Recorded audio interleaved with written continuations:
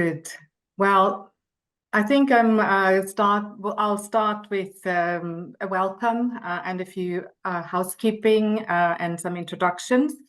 So a very, very warm welcome to all of you to this event at the Contemporary China Center at the University of Westminster. We are very unbranded, as you can see. I don't even have a background on which I sort of project some sort of image. I am sitting in my office in Regent Street in London.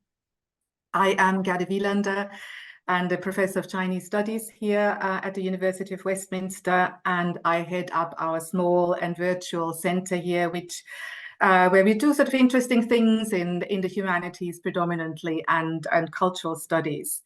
We have a sort of irregular event series that we started about a good 2 years ago now, in a slightly different format. Rather than sort of individual talks, we tend to do panels, and I've sort of somewhat playfully call it a conference Deconstructed, where we tend to convene more than one speaker, who delivers papers on one particular shared topic.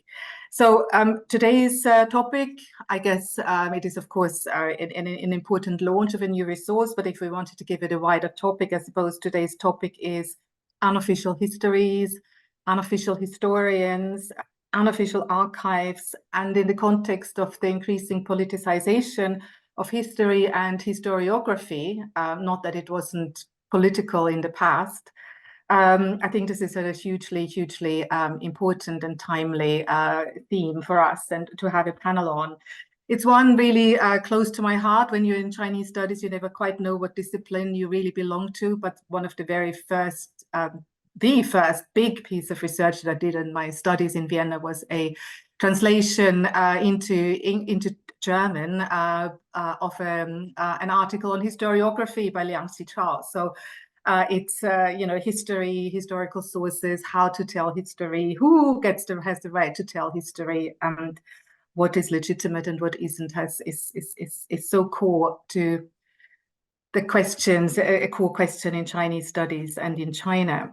So today's format is ever so slightly different to our usual conference Deconstructed, insofar as it, as I said, and a lot of you will be here for this particular reason. It marks the official launch of a very new and important resource, the China Unofficial Archives. And I know many of us are really, really looking forward to learning more about this. In terms of format, both of our speakers will give short presentations, maybe 8 to 10 minutes is the brief that I gave them both. And that will be followed by a panel discussion, which I will initially lead. I have a few questions prepared that also I've shared with the speakers already. And due to the large audience that we're expecting today, as I said before, we had 300 people sign up. Not quite as many have joined, but will continue to join, I'm sure, from very many different time zones as well. So for that reason, we're conducting this today as a webinar. That means that audience members you cannot unmute yourselves. I'm afraid you cannot show your video. So we're asking you to please use the chat function or the Q&A function, preferably the chat function, where we will sort of focus on to raise your questions and to make comments. We have a hard cut-off time due to the other obligations of our speakers. We have a hard cut-off time at 2:30 p.m. London time, so that's an hour and 22 minutes from now, which should still give us ample time, but I apologize in advance if I sort of end proceedings and manage proceedings fairly tightly. So without much further ado, I'm going to briefly introduce each of the speakers. And I should also say that we are recording today's event, and it will be available on our center's YouTube channel in due course, where you can, of course, please also share it with others who might be interested and who are not able to be here today. So very brief introductions. Our first speaker today is Dr. Shao Jiang, who is a veteran activist from 1989, indeed a former prisoner of conscience for his involvement in the pro-democracy movements of 1989, who now lives in exile in London.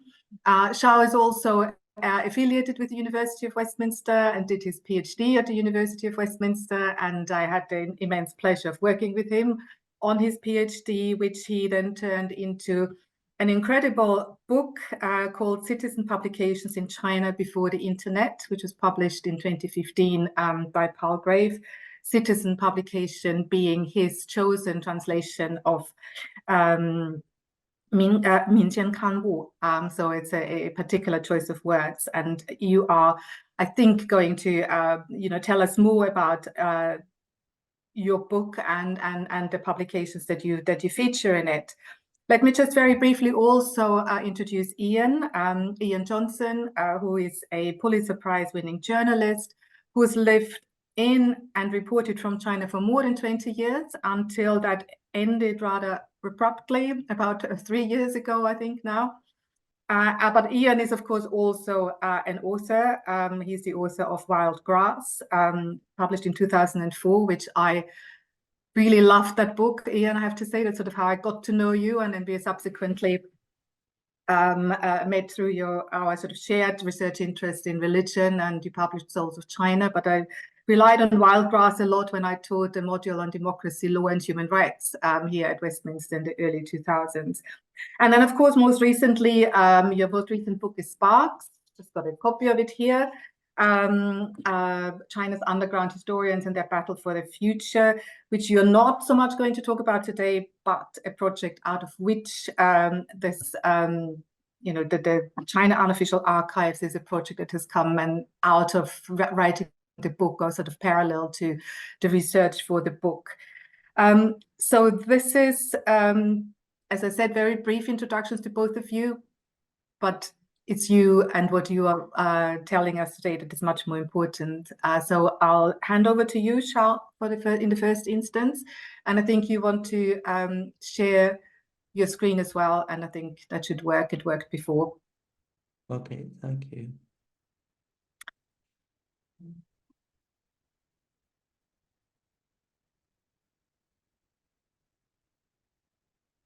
So can you look at this PowerPoint? No, not yet. So you'll need to go into share screen at the bottom of where you unshared before. One. Okay.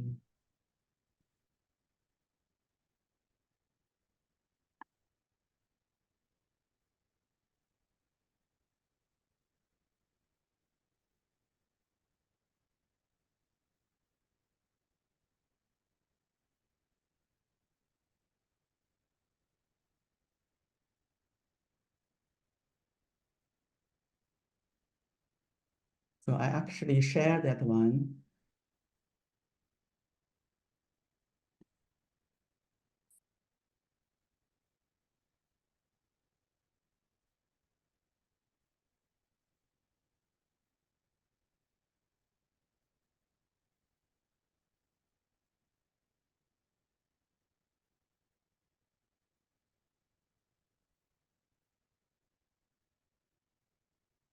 So within the Zoom screen, Xiao, in the very middle of the bar in the Zoom screen, you have share screen. It should actually show green. Yeah. If you click on that, then it gives you an option, should give you an option of which of your windows to share. Yes. Yeah. We just need there we go. There we go. Good. So that's And if you go into slideshow from beginning, then that should be. Is it beginning now? Okay.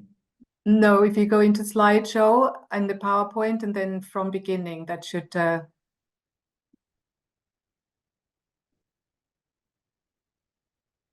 is okay. Excellent. Here we are. Okay. So thank you for to organize this event. I would like to talk about the citizen publication in age of paper media in PR China.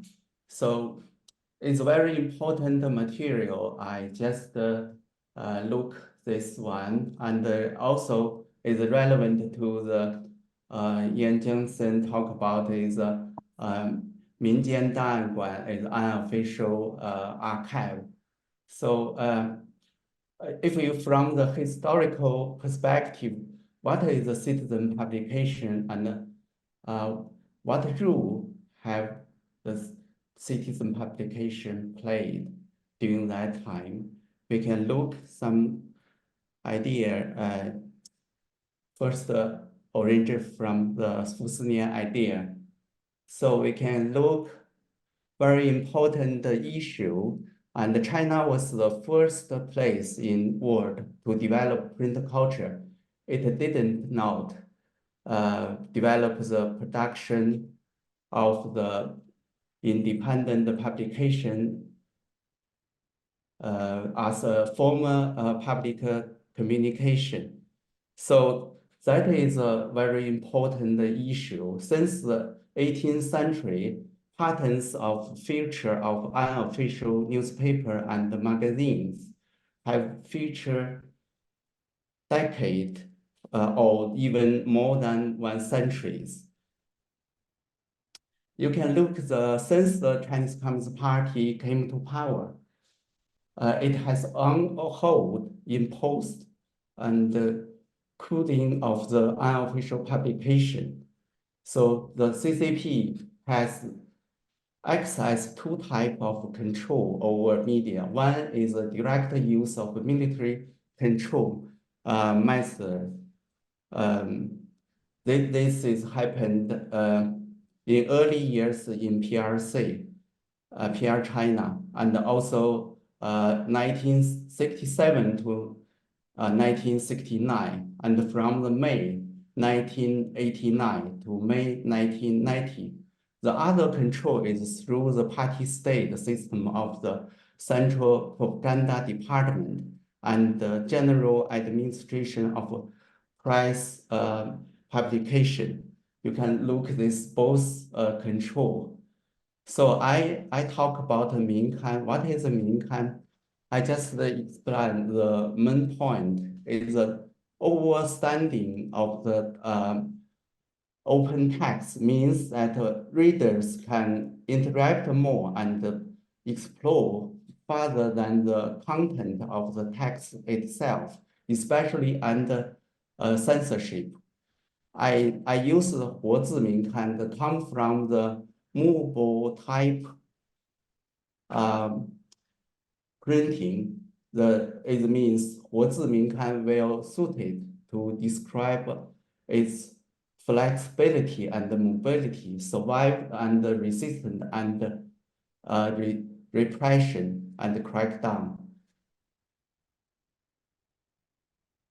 So it's a big character poster and the magazine during the May 19th. The May 19th movement in 1957 re-emerged, represent independent stance of citizen publication against a backdrop of the strikes by workers in dozen cities and the withdrawal of the peasants from the collective farming is official campaign in rural area. The spark founded at the beginning of the Great Famine. So both Square and Spoke were influenced by the May 4th New Cultural Movement as well as the distance of the 1950s in Eastern and Central Europe. You can look it's the other stage and other age for the Minkan. So in 1960s and 1970s, the most popular reading material within 内部参考 were two types of books, were green and yellow covered paperback in a party state. Internal channel circulation were mainly published in early 1960s.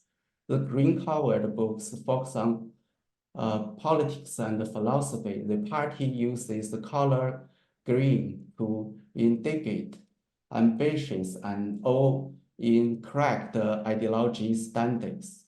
And the color yellow was used to suggest decadence. Those controversial lecture was printed with yellow covers.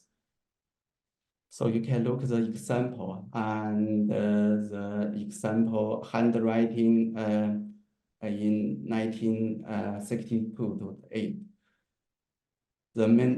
The article on class oranges circulated through different way without a mimeograph machine. Handwriting, copy, and big card post were used. After DIY, mimeograph equipment was available. Participants could product multiple copies. Meanwhile, the participant found the chance of the produce Minkan by letterpress.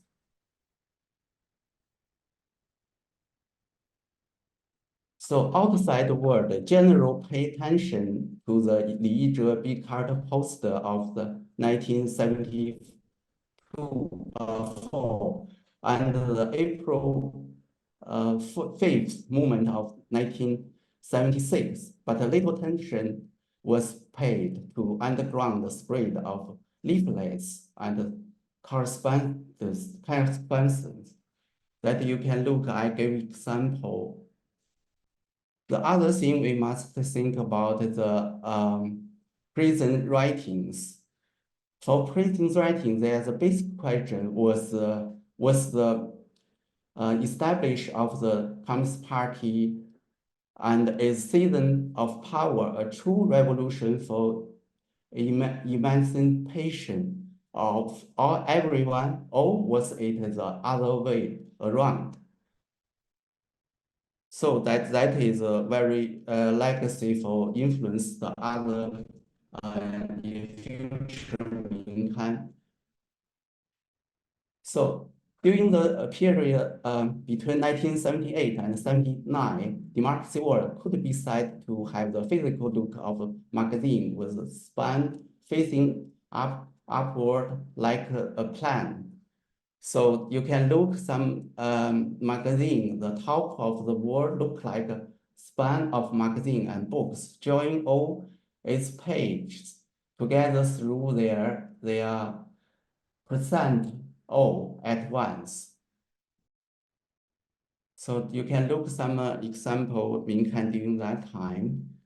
Within 2 years, more than 100 Minkan initiated in 40 cities across the country. So the Minkan turned the other area. In 1980s, we have observed multiple formats of the Minkan, such as underground Minkan, affiliate Minkan, 挂靠 Minkan, in order to expand public space. The bridge Minkan establish a link between inside and outside. So we can look during the Tiananmen movement, what is the format, the Minkan. So that is the Minkan actually is edited by the different social group, including student, lecturer, and workers, and journalists. The Minkan during the Tiananmen movement focus on discussing what is the democracy, why do the citizens need democracy, how can democracy be realized. I gave you some examples, the different social group editing Minkan.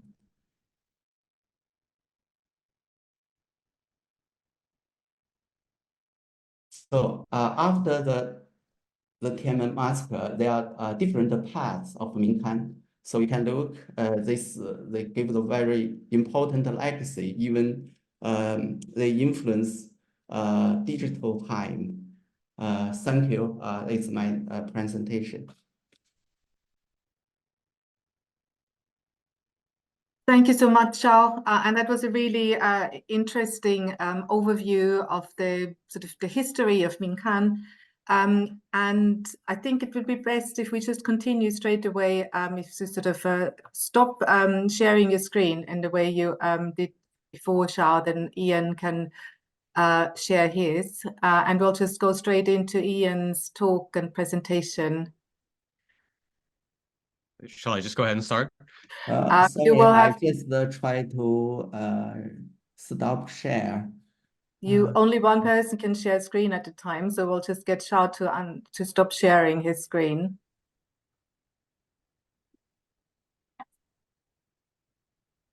Okay. Excellent, great. So Ian, you should be all good now. Yeah, okay. I'll start sharing in just a second. I wanted to just first of all thank Shao for his presentation, which is really humbling because you realize how much material has been published.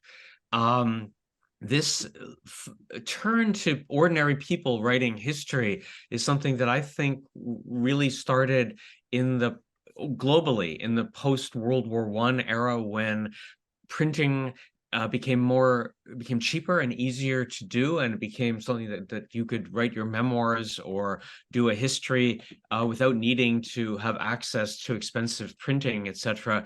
In China, as Shao showed us, this began right after the founding of the People's Republic, and indeed beforehand. What I focused on in my research is the last 25 years, when digital technologies made this even more common and allowed us to take some of the magazines and journals that he showed us, and put them on PDFs and allowed them to sort of come back to life again. And this is something that the archive that just launched today tries to do. And so with that, I will share my screen and go into Chrome, and we will go here and go into full screen. Okay, how does that look? You can still see tabs, I guess, but it's not too bad. Because the presentation today is in English, I'm going to flip the language over to English. But this is the archive that launched today, with advice from many people, including Shao and many other people.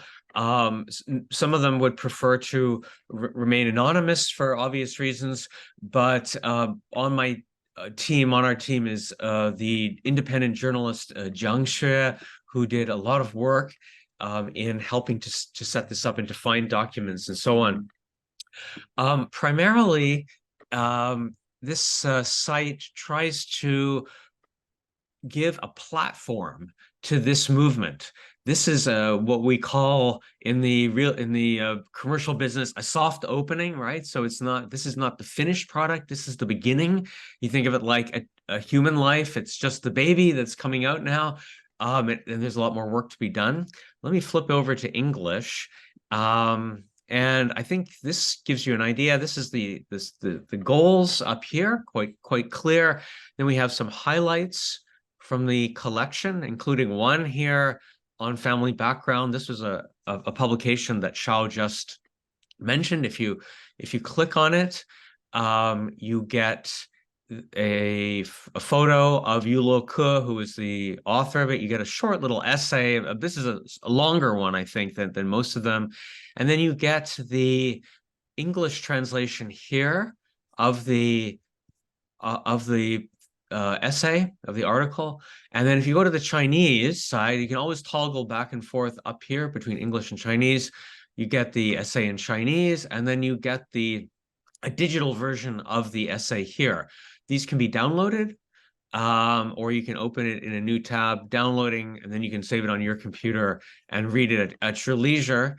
I think one of the features, I'll flip back to English. If we go to explore the collection, we have, as you can see, 855 items in the collection. This is, however, it's a fair number, but about half of them are individual issues of 2 magazines. So if you subtract those, then you're at around 400 books, movies, and also these magazines. So this is the goal. What you can do here is you can sort them by different eras or formats or themes, say land reform, COVID-19, even we're bringing it, goes up to date. Some of this we still have to add content. I don't think there's anything under COVID right now. And then creator. So this is where you can see, for example, bring this up. Say you want to see something done by Ai Xiaoming, you just click there, and then it will bring to you some of Ai Xiaoming's films that she made. So she's a filmmaker and a well-known scholar in China. She lives in Wuhan. She taught for many years in Guangzhou.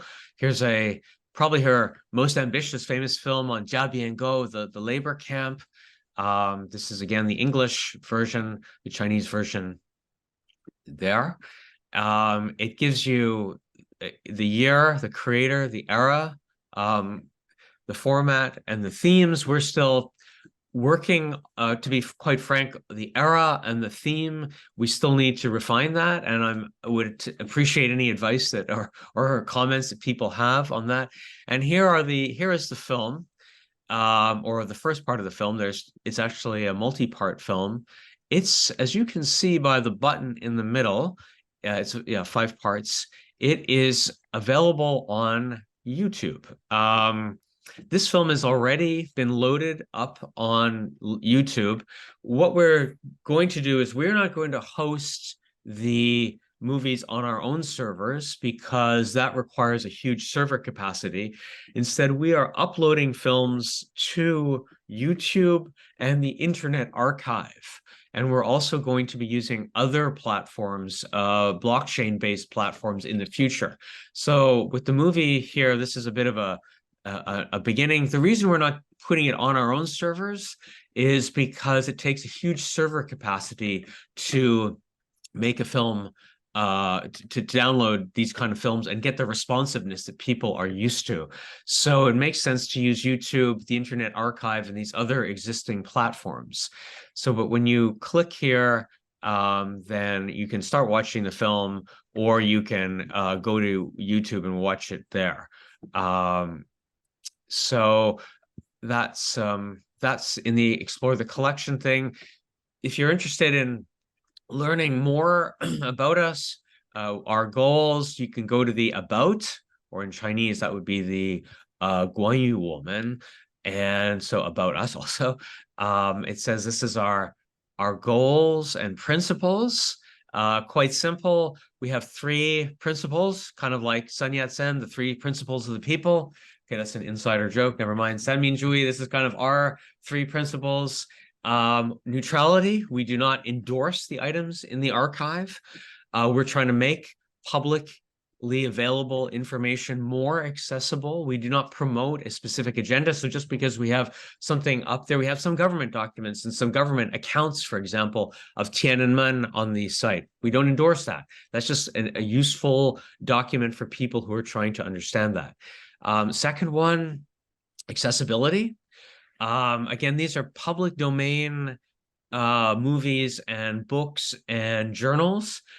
We think they should be widely available, as it states there, and there's an inherent value in making them known. And then public service, we're a registered charity.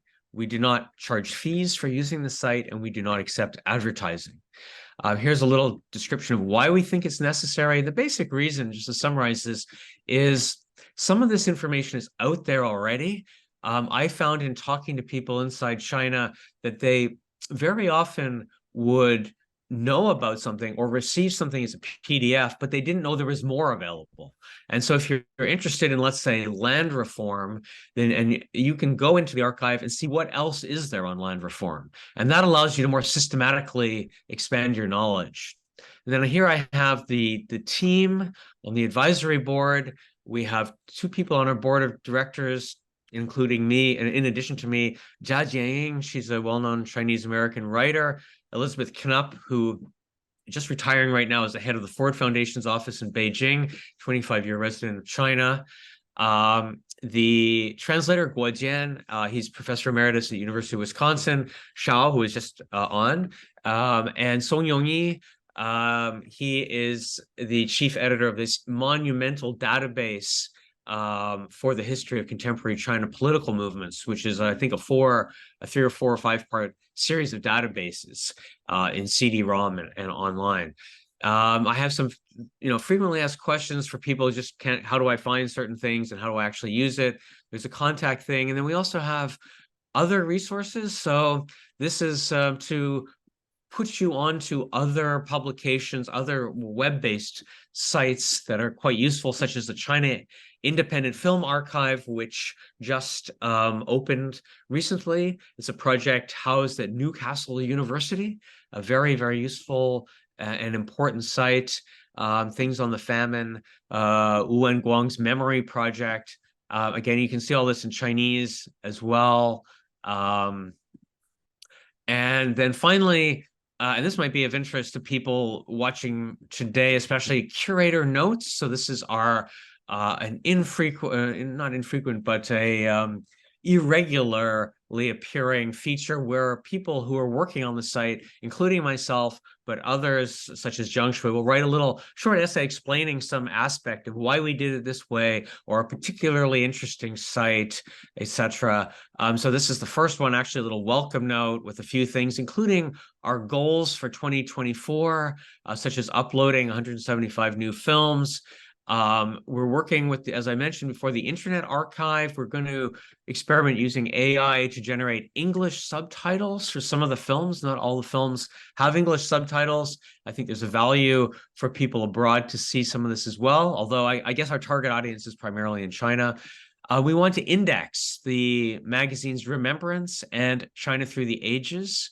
Right now, we have them on the site, but if you're looking for an article, let's say, on a specific topic, we don't have an index for those magazines. So we want to index it and get that online. So if you want to find something on the Cultural Revolution, it will also start to include articles from these magazines. We're going to upload 2 other important alternative history magazines, 昨天 and 往事为痕. And a couple more. Auto translate some material. This is a request we've had. Maybe we'll just start small with a few so some people can look at some of the key works. And finally, for those of you who are academically inclined and who are going to be going to Seattle in March, the Association of Asian Studies has its annual meeting there. Some of us will be going there for a panel discussion. So maybe, I think I've already gone on for quite a while. I'll stop sharing and turn it back over to Gerda to start the discussion. Great. Thank you so much, Ian, and of course, Shao before. There are already a few questions in the chat. And just to say, if you joined late and didn't hear this, if you please put all your questions in the chat rather than raising your hand. It's just easier to manage with a large-ish audience. There are a few sort of immediately quite a few practical questions that have come up in the chat, and maybe sort of when I sort of thought of the event and then various themes to explore, there were also some sort of more of the more technical variety. So I think maybe a couple of the questions in the chat currently may already be answered and may have been answered through your presentation, Ian, and or in the materials, and especially this first blog post that you just showed us towards the end in your archive. But the questions regarding, the how to choose, how to choose a specific time frame, for example, from 1949 to 1997. I think that was in relation to Xiaojiang, and also more generally about how and where Minkan publications have been archived, and I suppose Ian's archive is one of them. But then, of course, that didn't exist when Xiaojiang did his work. And presumably, one of the questions is also whether the translations, the English translations, are original translations. But I think that was an answer to that already, because I think at least for part of it, you're using AI, or they are probably a mix. But I'll leave it maybe, Shao, if maybe over to you first in terms of the time frame and how and where Minkan publications are archived. So that the for me is because it's I try to find the earliest Minkan after the Communist Party came to power. I didn't find anything. Only some is like the Nationalist Party just spread the leaflet during the early 1950s. But I exactly for for me is Minkan, the citizen publication. It means is the people have the citizen conscious. They try to make some change. So I find the earlier is 1957. Is during the we call it is May 19th movement. The official side is crackdown is called the anti-racist campaign. They actually the two term. So that is I just try to make the some generation the reading material very similar, the influence very similar. That's why I just divide the period from first period after the Communist Party came to power from 1957 to 1961. That's because it's Squire, Spock, and other university magazine and big character quite similar because they quite similar social background and the influence very similar is from the Eastern and Central Europe. That's the first stage. Second stage, because it's after the ground famine, so that is the people after, especially after the anti-racist campaign, the government use various tight control methods. Is for people, it's very difficult to find the memory machine to print out and made some the multiple copies. That's why is handwriting copy is very popular during that time. It's quite similar from the 1962 to 1977. That period, I think, the quite similar social background, and the young generation they try to make some different. That I put this one. The other one you can look this democracy war from the 1978 to 1979. That is quite the typical period. You can look at a lot of the Minkan just initiate the different cities. And the 1980s quite similar for the Minkan, and including the Tiananmen movement. So that's the other period. After Tiananmen Square, the government also used very tight control methods, and the situation is quite different. The Soviet Union just crashed, and the Eastern European country, the regime changed, and China just go to the open market. That's quite a different situation. So that people use this Minkan according to the different social conditions. That's my answer. Yeah. And you also, there's also part of the question of where are these Minkan that you showed? Where are they physically located? Did you get them mainly in research libraries, or are these in your personal possession? Yeah, that's question. Actually, I just meet some is participated in 1950s movement. During the Tiananmen movement, I meet the old generation, and all the 1980s. Some participated the 1957 movement. They actually become my lecturer, and I just try to get some speech from them. I look some he do some the memorial book, mirror book, and they write some big character poster. Was the poster in Beida in other university during the 1957. And this area, during that time, the first stage, I didn't find the spot. So I just found some participant of the Xinhua that I asked the other people help me contact them. I finally get the one copy from this, the other copy Square. When I become the Excel, I get that one. And during the Cultural Revolution, this very, very the other story. I just asked some made some underground letter and correspondence.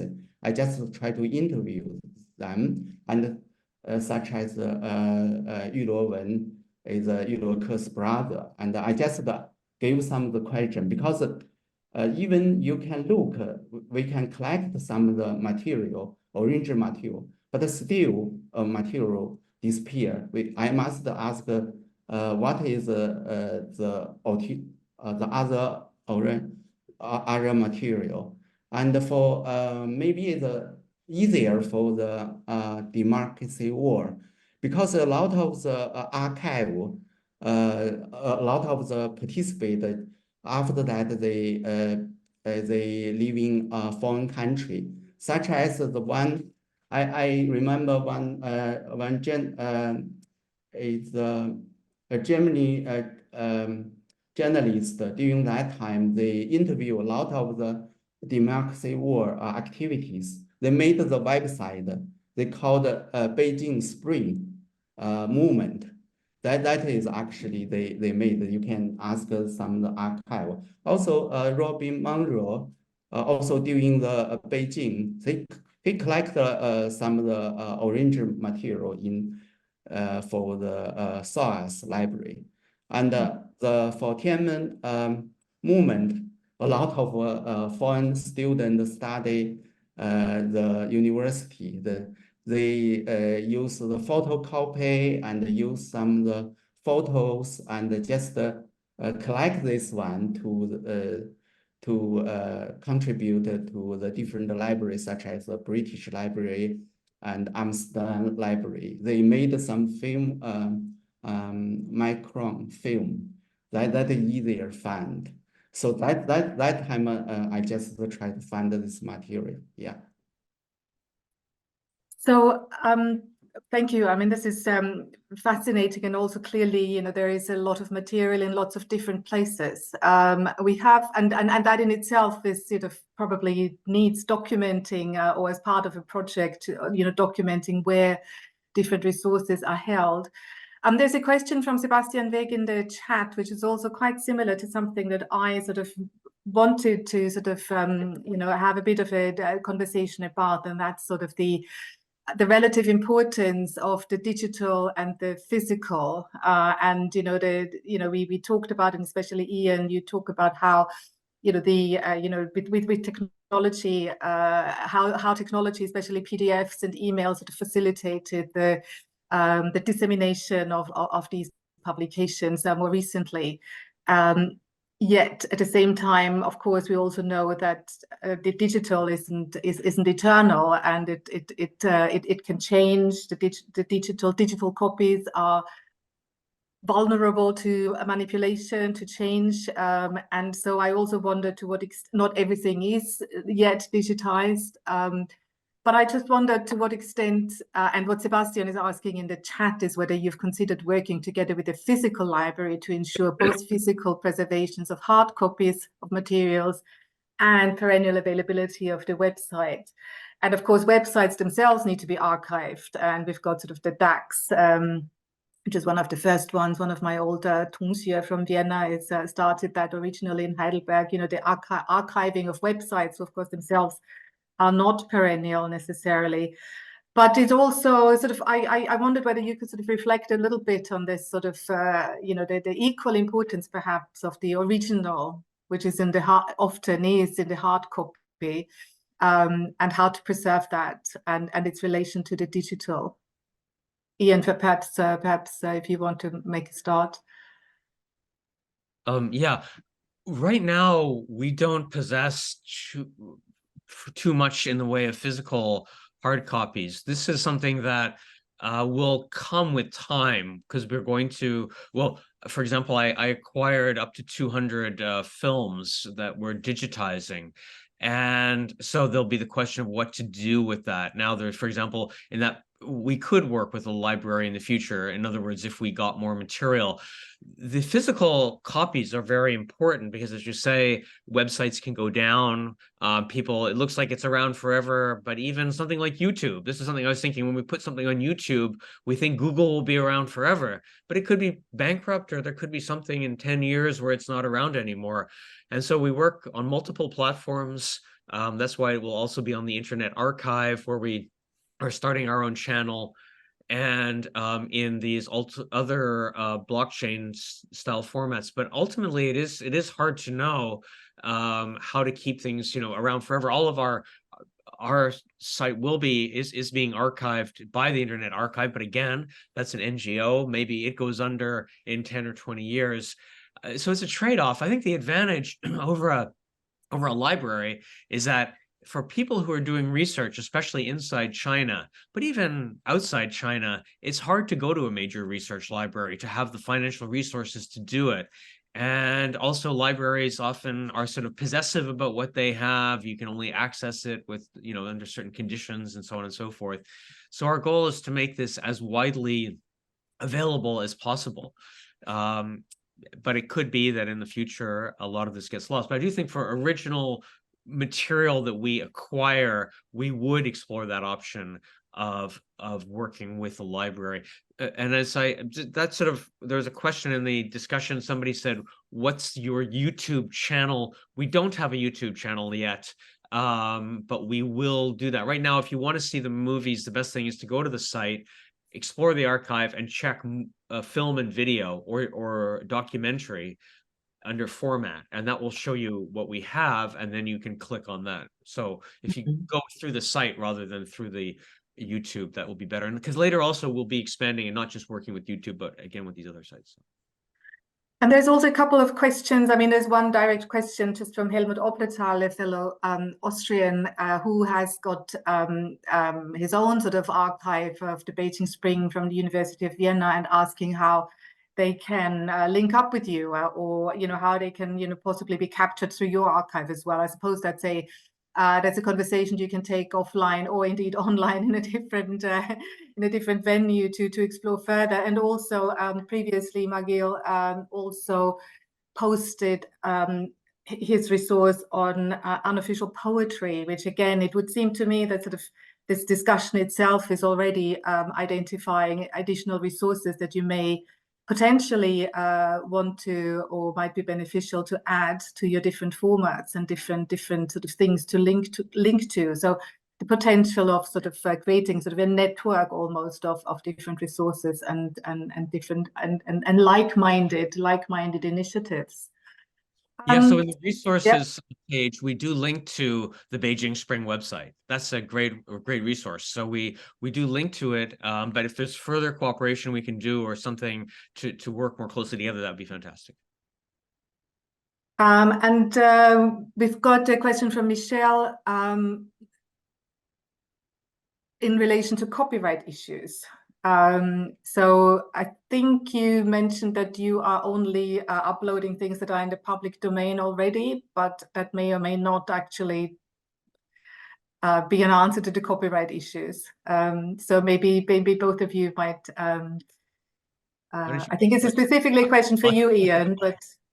I just give a short answer. That's a 很敏感的问题. That's a sensitive question. But so one of our partners is the Internet Archive, and they do a fantastic job. But recently they were sued by major publishers in the United States and maybe abroad also for millions of dollars because they put online like 5 million books for people to read that were still being sold in bookstores.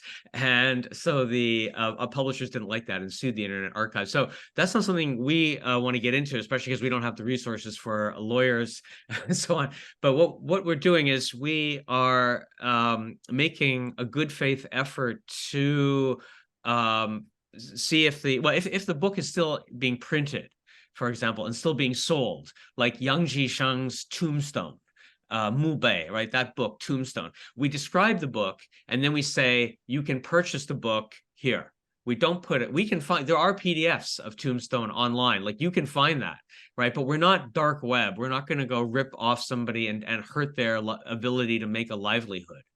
So if it's available, like at any from a publisher or a bookseller, we will just link to that. Now, publications by people who are dead, by publishers that are banned or out of business, like say a Hong Kong publisher that's been closed down by the authorities, the author is dead. We have tried to reach out and find people, but these books essentially have no commercial value and are often banned books. In those cases, we do put them up on the site. There is, under US law, we're a US registered corporation, nonprofit. There's under the copyright law, there's something known as the takedown clause. And if somebody approaches us and say, we actually hold the IPR to this, we request that you take it off your site, we will do that. And then we're protected legally. So there is a bit of an issue, but there's many of the people involved have given their permission, like the documentary filmmaker Hu Jie and Ai Xiaoming. They want their stuff to be known, right? They put it up themselves on YouTube. And so there's most of the time, I don't think that's a problem, but we avoid anything that is commercially on sale now. In that case, if we think the work is really exceptionally important, we'll have a description on the site and then just link to it. But that's how we get around it. Okay. Yes, Charles. Sorry, I just look at I just wrongly, because it's Austrian journalist is the Chinese, let's say, is Lao Lei. He is online now. He actually made the very fantastic the website is called China Spring Movement.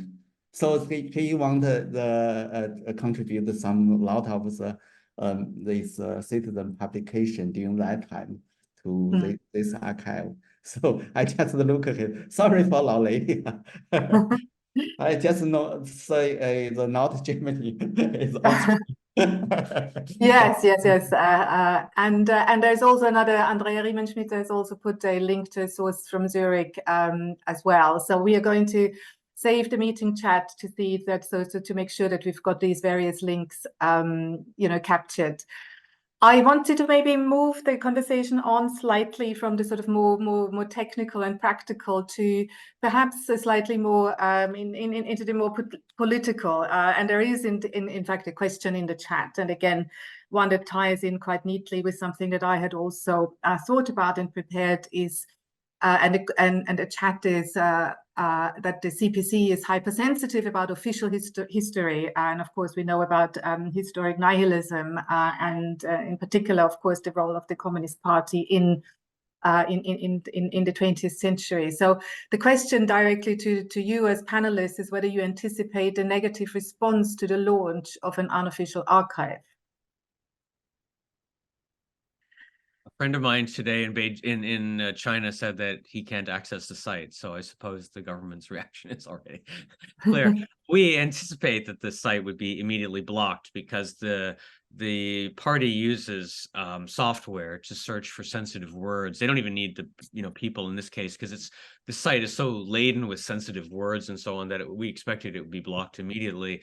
That's okay, because I think that many of the people who are doing this kind of work in China, all the people I've met, at least, obviously it's not a huge number, but scores and scores of people all have VPNs that allow them to get around. Obviously, that's not a perfect solution, but also the fact that these are downloadable allows people to download them onto their computer and share them. And I do think that people with VPNs in China act as distributors or gatekeepers for many other people inside China. We saw that last year with the white paper protests, that there were people in China who were using VPNs to upload videos to YouTube or Twitter. That site, Li Laoshi, Bushanida Laoshi, I mean, he was getting these videos from China about the white paper protests, and then other people in China, there's evidence they were downloading these things, also repackaging them and using them in Chinese social media. So I think that we can still have an impact in China, even though the site is already blocked. And perhaps sort of on a related note, I wanted to ask you both. So in your book, Ian, there's obviously you feature a wide range of different individuals who you refer to as unofficial historians, who often just really out of a sense of different motivations sometimes in order to find out sort of the truth personally, sort of almost one of the individuals which refers to it almost as therapy, sort of doing this type of historical work. And this notion of liangxin, of sort of doing this as something that you have to do as a sort of duty, and out of a sense of responsibility and conscience. And I just wondered, from your perspectives as archivists, as it were, as of course you're both unofficial historians through the work that you do. What is how do you see your role sort of in this today, and this tension that we have between historic nihilism, the extreme politicization of history and historiography, and alternative histories? So what is your motivation as individuals, but also more widely as an academic community? Of course, Ian, you're also an academic. Forgot to mention in the introduction that you're also doing your PhD in Leipzig currently. So what is our role as academics, starting perhaps with you personally, each of you, as your motivation to be unofficial historians, alternative historians, but more widely, what is the importance? How do you see the importance in this particular historical moment that we're in? Oh, that's just maybe. Thank you for this question. Historical nominalism and alternative history. Actually, the term used separated by the Chinese Communist Party, especially historical nominalism, is since the Xi Jinping came to power. That is a lot of the official newspaper and even the social science academic magazine that talk about this one. Actually the Chinese regimes they use this word so that reference the other historical narrative, including the alternative history that are not guided by the CCP ideology that uses historical nominalism. Because there's no true free and regular election in PRC since 1949. So that the CCP regime has never been authoritarian by the will of the people. The CCP uses historical narrative as the legitimacy. That is you only can use the CCP's historical narrative. And based on the definition of nihilism, the CCP campaigns like the done with the confusion, time has began, and crush old world, new China, denied of existence of the Republic of China, which is in fact nihilism. So that is a very very thin. That is his reason. For example, for my role, I think is I just try to understand what history happened and censored by the government. So that when I was a teenager, is the basic the narrative is by the official story. So I try to find the other story, the end of the 1970s. So that I can find some the big card poster. Okay, I think that okay, the other historical narrative actually with very different from the official line. That's very important for me. Understand our own history, and also when I do some research, I just look how the Chinese government interacts with history and how the other historical narrative from the Minjian and even the Minjian, they have the different story just give some story in same events, so that I just try to get all the facts and the truth and analyze the text, and that I just try to keep the problem awareness. That just try to write something, just follow the Hu Shi's speech, 1 point of evidence, 1 point of speech. Like do some this research. Thank you. And Ian, what motivates you? What's and what should motivate us as an academic community? Well, when you talk about historical nihilism, it's a bit, when the CCP says that, it's really the pot calling the kettle black, because the effort, our main effort, I think that's in the second principle of our 3 principles of the archive. It's that accessibility is that there's an inherent value in a flow of information. So that's our only real motivation, and we're not just directly challenging the CCP. You won't find on our website editorials attacking the CCP, right? They're certainly not from the curator's point of view. Our goal is to make available what Chinese people have been writing about China over the past 75 plus years. Next year is the 75th anniversary of the CCP.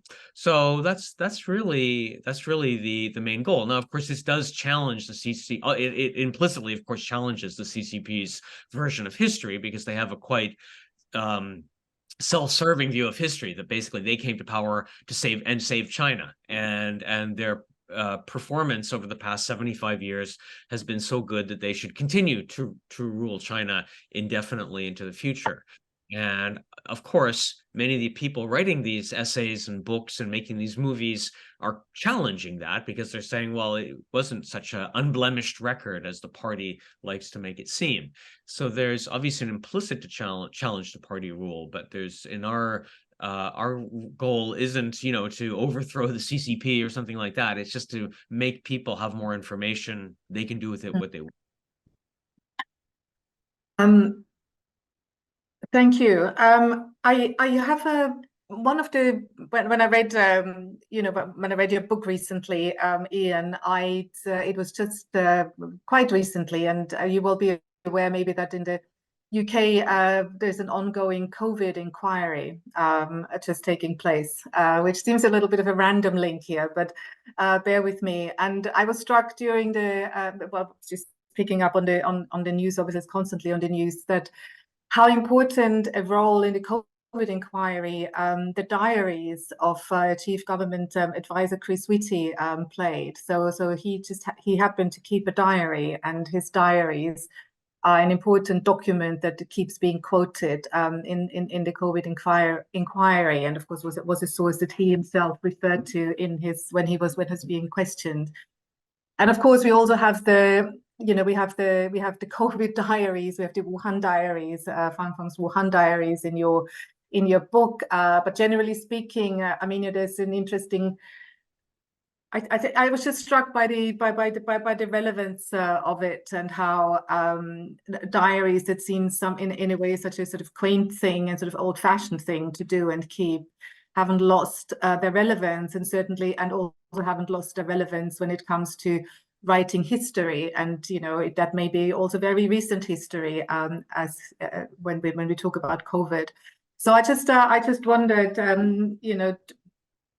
just a response to that in terms of diaries. And diaries, of course, we also associate diaries with literature and different forms of records and different formats of historical records. And are you in any way sort of, do you have a definition of what you would consider worthy to be included in the archive, for example? I know we're talking about Minka, we're talking publications, and in Xiaojiang's case, but this is just a thought that I had, and something that struck me, this link that I created between your book and people in your book and what's going on in the UK currently. I just wondered whether both of you could maybe just reflect a bit on this role of writing history as we speak. And I guess diaries are sort of a Mintian history par excellence.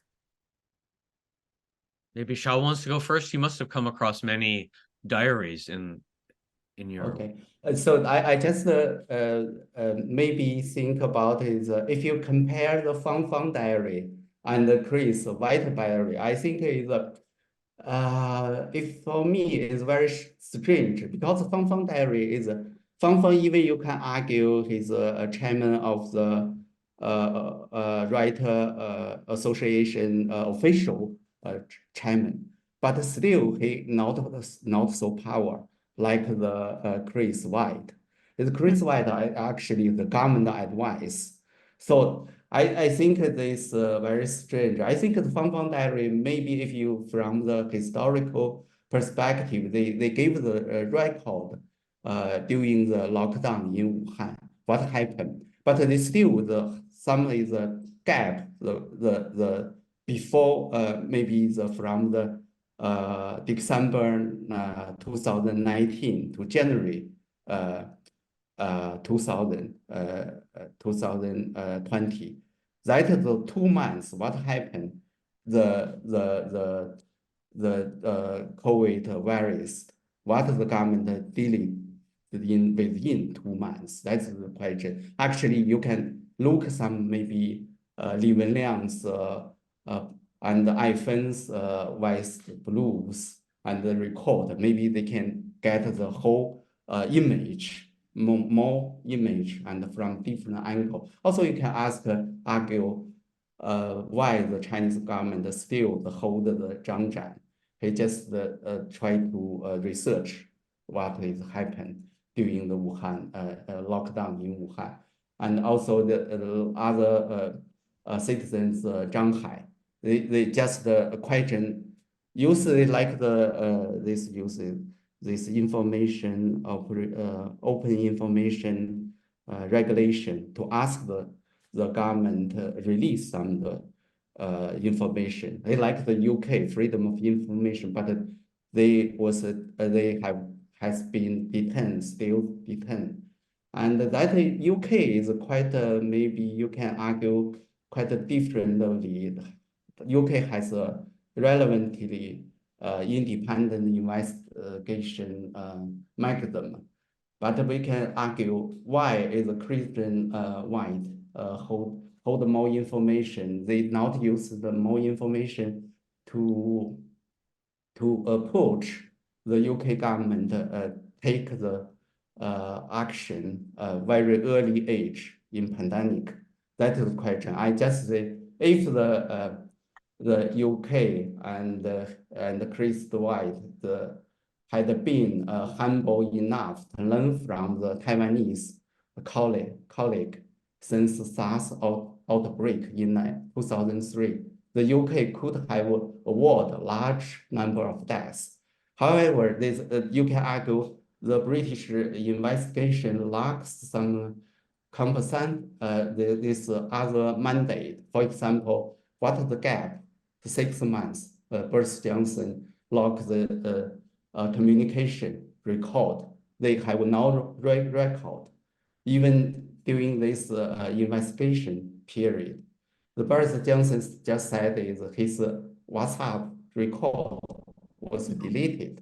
But it is very strange. The investigation should continue follow up the basic question. Why didn't the UK government department official use the internal communication channel? And why they uses a commercial company app, WhatsApp? If we compare the Taiwan and the Finland and the New Zealand case, so that is a UK just maybe some this democracy. They a lot of the social hierarchy and this private group. That is a big problem. The other thing is maybe is there is a growing tendency to use the dictatorship of the Chinese Communist Party as a comparison. It is a look for the privilege, excuse, and the way to think should just avoid responsibility. The conspiracy with the CCP dictatorship will raise two buttons. That is our face the world. Hmm. I guess we could talk a long time about sort of COVID specifically and governments. I was really just drawing this comparison using the example of the diary and the importance of diary writing in history writing more widely, not necessarily just COVID. But I don't know, Ian, did you want to do you want to come in on that as well? On the diary, the importance of diaries, the continued importance of diaries. Yeah, the interesting thing about these diaries, like Feng Feng's diary, to me, is that they're mostly the time you think of a diary, you think it's something personal that you have on your desktop, or I mean, not your computer desktop, but your actual desk or something like that. And these things are public, right? So you're essentially live blogging your diary, which is a different phenomenon. Yang Guobin has written a book on Wuhan, and he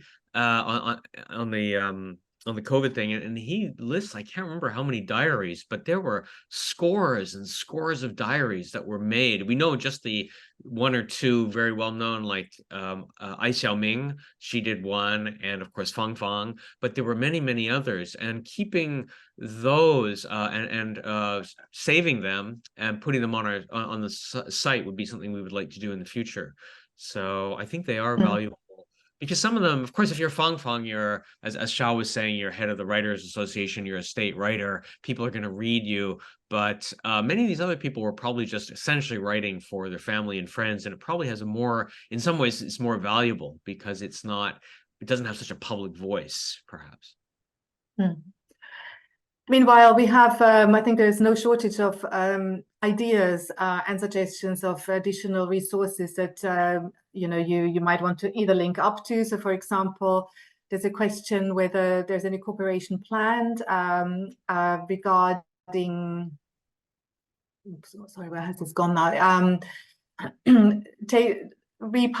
Taking or republishing in a more sustainable way the amazing sources of the CUHK Minjian history collection, for example. So that is one, and also somebody else from Paris suggesting that, well, not suggesting, but wondering whether you would be able and ready to digitize books which are no longer commercialized and even impossible to find. So I think many of us in the audience here today, and of course many, many more people, will know that they have sources of which very few hard copies existed in the first place. So I'm thinking of some journal copies that I have from more recent Christian publications, but also books that are out of print, or in this case, a complete volume on Tanzor, for example, which is impossible to find. And so, I mean, I don't know. Are there any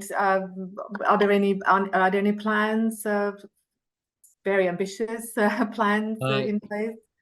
Yeah, no, those are all very interesting, and we'd be able to work with people who have things that they'd like to make available where we could digitize them, and maybe they again would want to place them in a library at some point in the future, the physical copies. We have done this already with 50 or 60 books that we got from Hong Kong. We haven't put them up on the site yet, but we digitized them in cooperation with the Internet Archive, which professionally can digitize books really, really fast. But if it's somebody in Paris, we could probably find a way to do that also, and help pay for that, because we did get a grant from a foundation, so we could help pay for the digitization of that, put it up on our site. Person can keep the original, and again somebody mentioned earlier, it's very valuable that these things are in libraries, and we could mention in the notes where they're being held, where the physical copies are being held. Somebody also asked the value of facsimile version, so in other words, a real PDF of the original material versus a digitalized. And the digitalized has the advantage. So this is something that they did with the Cultural Revolution databases that Song Yongyi and Guo Jian and others did, where they're digitized. That makes them a lot easier to search. So if you're trying to find handbills in a certain city in China, you can search it much quicker if it's digitized, but then you lose what it looks like originally. And that's really, really, I think, important. Our goal, I showed a digitized version of Yu Le Ke's Chushan Lun, but most of the time we have the original material. So we're showing a PDF of the original book or material, because I think there's a value in seeing what it looked like. There is optical character recognition software that will nowadays do a pretty good job of making those searchable. But sometimes if the quality of the printing is blurry, right, then the OCR software doesn't work that well. So that's something we're struggling with. And the question on CUHK is great. That amazing collection on Minjian Leisure is now basically not available to the public. It's now housed as a special collection in the CUHK library. And that, because of course, the national security law being applicable in Hong Kong. So it's very hard to get that material. It used to be such a resource for scholars, especially mainland scholars going to Hong Kong. There were many people like Gao Hua who went to Hong Kong and used that collection. It really was an amazing resource for them and allowed him, for example, to write his work on the Yan'an rectification movement. But that's kind of off limits now and hard to get at. Some of that material we do hold, and we're going to be putting that online. We have on the site a newsletter sign up form. So when we do new things like that, we'll send out a newsletter. We're not going to spam you with stuff every day or something like that, but every month or something like that. So if you want to sign up there, you can get more.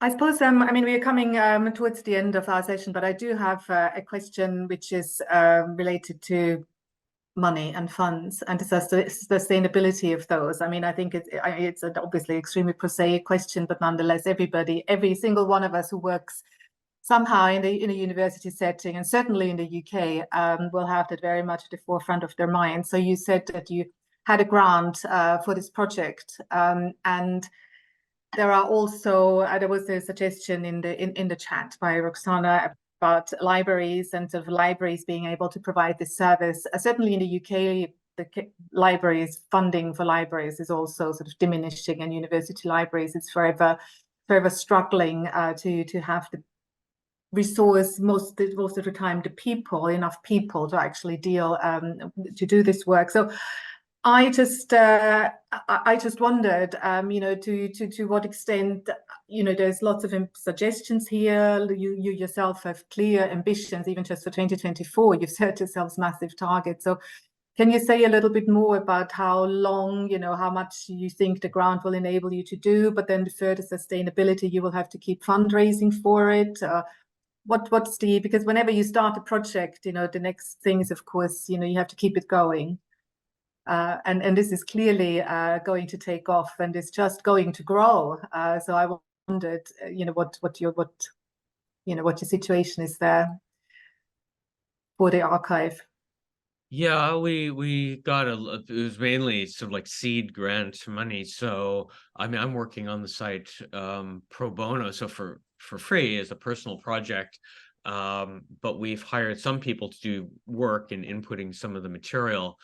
And we need more money. So we're going to apply for more grants in 2024. With the money that we have now, we can easily do what I set out in that curator's note, the plans for 2024. We can achieve most of that with the grant money that we do have. So that would allow us to at least double the holdings and I think fix some of the problems that will become apparent now that it's alive. People can send us feedback and we can see there's problems in how this works and that works and try to improve it. So that phase will be okay. Future money would allow us to maybe hire a full-time editor curator who can work on this. That would be the next goal. Longer term, it's always a question with any kind of project. What do you do with something like this 5 years from now or 10 years from now? Unless we get some endowment that allows us to keep going, there is that challenge. And there, if in the future if and when we face that, we would perhaps again work with a library or university or foundation to see if they would take it over in the future. But I don't think that's going to be an issue for the next 5 years at least. Well, that's a good time frame, and reassuring. And I also thought that there may be, and history students, sinology students out there who may want to do the odd stint as a volunteer or as an intern, and I don't know whether that's something that you're contemplating or welcoming. Yeah, we have an intern right now, and we're willing to do that remotely as well. So that's excellent. So I'm just going to read out and go through some of the questions and comments that have come in most recently. I think we've already shared the link to the archive in the chat, but also it's in the, you're going to reshare it perhaps. It's also part of the Eventbrite, actually, the China Unofficial Archives, the link, it links you to the site. We have Maurizio Marinelli, who wants to make a suggestion, seeing that, well, with all the, with the Minjian, whether you might consider renaming the archive, only just born, but whether you might rename it China's People's Archive rather than Unofficial Archive, emphasizing a people-centered approach, also to reflect the different forms of expression, diaries, etc. You were discussing, we were just discussing. So this is, I think, this is a comment rather than a question, but for everybody's benefit. And then we actually have a comment from Miriam Seeger, who is overseeing the USC collection at CUHK, and says it's actually still accessible as before, and visitors are welcome to visit us and read the material. And regarding the Minjian Lishi, we are planning to bring the original material back online in due time. So, so those are. Yes, in response to Edward's question whether it was a coincidence that we are launching the archive on December the 13th, which is the 45th anniversary of Deng's speech, a complete coincidence, but nice. And so I think I've caught up with all the comments that we have in the chat. I think maybe you've already put that in the chat as well, Ian, how to get in touch with you. And both Ian and Xiaojiang, people may wish to get in touch with you, follow up some of the points. People may have materials that you might be interested in. I think you're both quite easy to contact. Certainly, Ian, you're very easy to find. You've got your own website as well. Xiao, I think, I don't know whether you'd be happy to, share your email address or contact details. Sure. And if you are, then, if you're happy to put them in the chat, perhaps. But otherwise, unless there are pressing questions, I can't see any new. I'm just quickly. We've got another comment in the Q&A. By Damien M, who says that there is a repository on GitHub that has the whole CUHK Minjian Lishi collection cloned and accessible, and I'm happy to share a link if you're interested.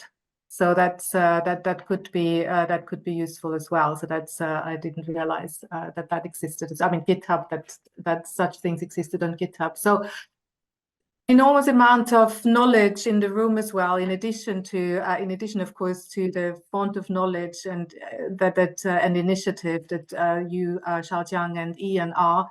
And I hope, in addition to launching and marking the official launch of this incredible new resource, which I'm certain will be extremely welcome and get a lot of uptake. It was perhaps also useful to sort of link for you in a way to link up and find out more about other initiatives and having new additions to your collections. I want to thank you both very, very much for being available today, for choosing us as the venue for the launch of this important archive, and Xiaojiang, to hear again about your really important work that ties in so neatly and directly with this new initiative. And thank you, everybody in the audience for joining us today. I apologize if I overlooked any comment or question that you might have put in the chat. And we hope to see you again very soon in our future events. Look out for them. We tend to advertise them on Twitter. And as I said earlier, we recorded this today and we will be sticking it into our small little YouTube channel in due course. For now, I wish you all a very good rest of the day, whether that's the evening or the afternoon or the morning that's starting for you, Ian, in New York, and happy holidays when they come. Goodbye. And thanks for hosting us, Gerda. And nice seeing you again, Xiao. And thank you everyone for the stimulating questions. Much appreciated. No Thank you very problem. much for all the It people. was a great pleasure. Great pleasure to have you. Bye. Bye. Bye. Bye-bye.